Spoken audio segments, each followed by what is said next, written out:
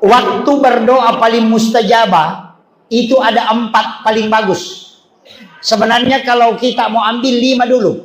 Malam 1 Rajab, malam nisfu Sya'ban, malam 9 Zulhijjah, malam 10 Zulhijjah, malam 1 Syawal. 5 malam ya. Malam 1 Rajab, di situ nurnya Rasulullah dikasih masuk ke dalam perutnya Siti Aminah. Malam nisfu Sya'ban, di situ ditetapkan takdir. Malam 9 Zulhijjah, itu malam hari Arafah. Malam 10 Zulhijjah, lebaran Idul Adha. Malam 1 Syawal, itu adalah malam hari raya lebaran Idul Fitri. Siapa yang tidak tidur pada 5 malam ini, kemudian dia meninggal, tidak tidurnya karena ibadah, maka jasadnya akan dijemput langsung di alam kubur. Itu pesannya Kiai Haji Muhammad Said Abdul Ghani, Guru Sakumpul Martapura. Itulah yang menyebabkan Guru Kiai Haji Abdul Rahman Ambodalle ketika diletakkan di lahat itu langsung hilang.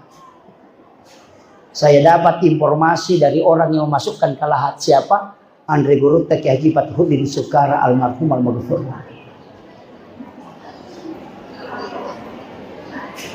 Jadi itu Guru dijemput langsung.